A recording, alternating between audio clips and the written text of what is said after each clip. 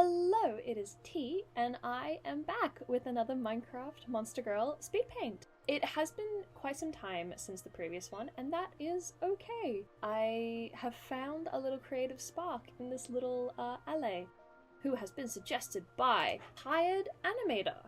Thank you so much for your suggestion. I did attempt the sniffer, but you know, art block and all that kind of got the best of me. But we have today the lovely little Ale. I wanted, because like you look at them, they look like a little Victorian ghost child, if I'm being completely honest. And I think my sketches kind of reflect that. In fact, the pose is stolen from the image that you see quite often in Dungeons and Dragons for the ghost, who, if anyone's ever played a game that I've like written or had ghosts in it, I've used that image. It's my favorite, honestly. I use it way too often.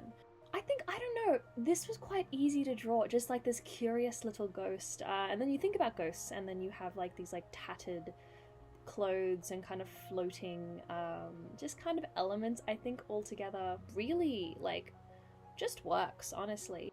The pose kind of, I wanted her to be very curious. So she is kind of like interested in like what she's holding. And what she's holding is a tiny little sapling, which because just I have a lot of tree farms in Minecraft because I build a lot, and I am always thinking of using the allies because you give them an item and then they go and retrieve the items that are like floating. And so that's just, every time I think of them, I think of tree branches because that's what I want to use them for if I had them in my game. Like, moving on to like the clothing. So we got the pose, she's like curious, she's lovely. For the clothing, I kind of, I'd made it tattered and I made it kind of worn, mostly because when you look at the alley, they are quite like, they don't have legs, they're all tattered, they're like just little wispy cloth things.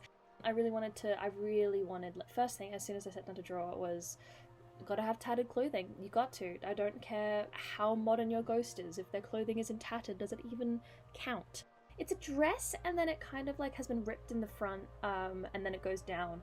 The fold of the bottom of the clothing kind of points in towards her, which my intention with that is because you have these like visual lines when you're looking at art, and then you're supposed to draw the viewer's eye into X and Y and all this stuff. I don't know if it achieves that, but it does like kind of point it back towards her, so it's very like contained. I like how it works because the hair kind of goes up one direction and then the dress kind of comes down a separate direction, and it works. The hair is quite lovely. It's kind of like a little candle, so kind of like Hades from Hercules, if I'm being completely honest. But I don't mind it. I think she's like a little blue flame. And I think, again, this is very much taking from the inspiration of that same ghost image. I mean, it's a good image. It's a wonderful inspiration. So I have taken quite heavily from that, which, you know, it's not the worst. I think I quite like how her face turned out. She is quite soft, just like soft and looking towards this little sapling which is floating. The arms were a kind of not last minute thing, but I didn't end up doing the wings, which I did just forget about because I was having so much fun painting. And I had shoes. I drew shoes because I didn't want to draw feet because I'm like, I haven't drawn in a while, which, you know, it is what it is. And so I'm like, I don't want to draw feet. The hands are hard enough. I just, and then I'm like, what if I just cut them? What if she's just wispy? Because if you look at the alley, technically, it doesn't have any, like, legs. It's a floating little thing. So she can be in her own little world just floating all the time.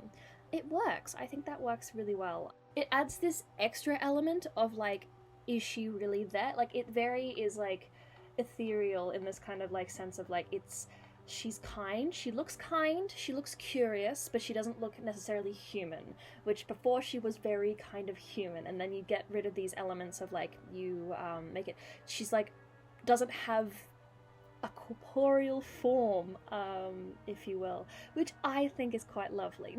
Not having a corporeal form, I think it would be very sad to be a ghost, but like, I think how it looks visually, I just think it works. It works.